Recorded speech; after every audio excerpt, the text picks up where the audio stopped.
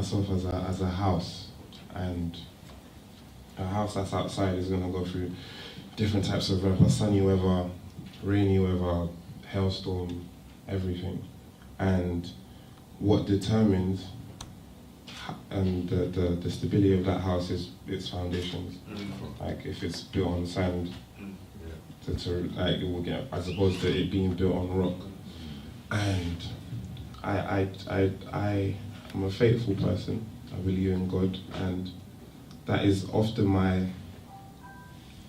place of solitude, my secret place where I go when there's times when I can't handle things. But what I've learned in that place is that some of the pressures that come from financial stability and relations with people, your work, to me, if you clear that all out, what life for me really is relationships with people. Like, I can be feeling so terrible and speak 10 minutes with my closest mate and I'm fine again.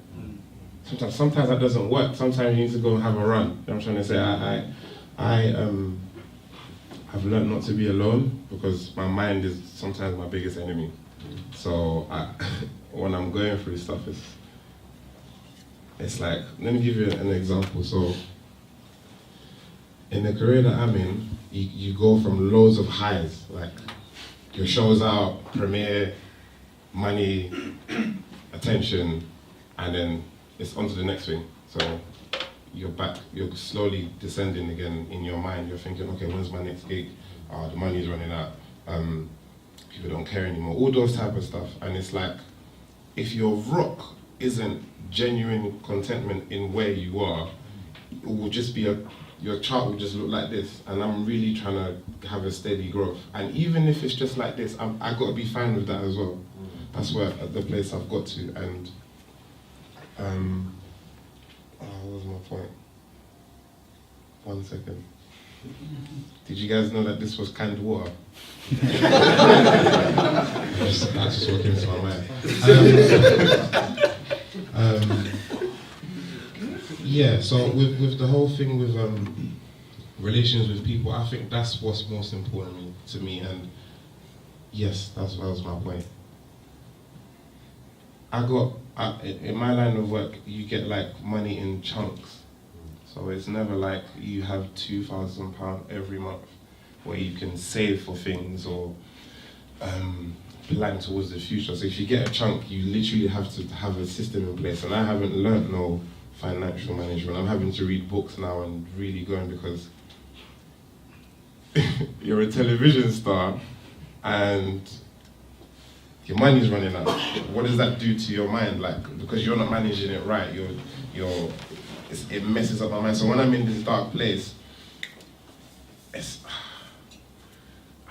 really want to get like super scriptural with you guys, but I really have a faith mechanism in me that really keeps me going. And I stick to, I believe every single thing on this planet was spoken into existence. And the principles of God, run through everything. Even in businesses that that have an ethical obligation to give 10%. Where does that come from? That's tithing. So to me, I really stand on God's work. So the whole concept of me doing my own videos for 4 years and then getting in a place where they need a writer and they use me, and to me that was diligent hands will profit. That's a Bible scripture that I stuck on and I stood on. And it's just never failed me. So I'm not the one to throw it on people. I kind of put it on like perfume. So if you smell it and you like it, I'll talk to you about it. If you don't like the smell, you'll smell someone else's smell. You know what I'm trying to say? And it's the best analogy of it. My coping mechanism for pain, like, I think the biggest pain I ever felt is my stepmom passing away. And I didn't think I liked her that much, if you get what I mean. I had a lot of beef with her, but when someone has actually died, you've left this planet and you've messed up my whole life, because now I have to look after people, and I have to be people's mum and dads, and I don't even know how to explain it. I can't explain what I did in that time.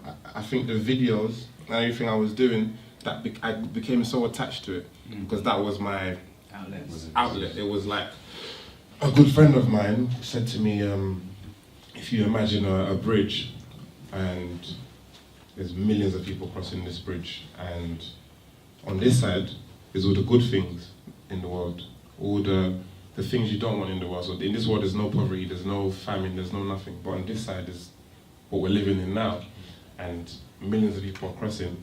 And the little bit that you do, the work that you do, that is that bridge. So have a contentment in it because you're saving someone. Even the little smiles you give people, that all of that counts. So that was really giving me a sense of purpose and not dwelling in the pain. And that's what I'm saying, your work is a vehicle to your purpose. It's not like, yeah. I think I've answered your question. I'm gonna carry on, man. No, I just want to clap because that... No, I mean, that's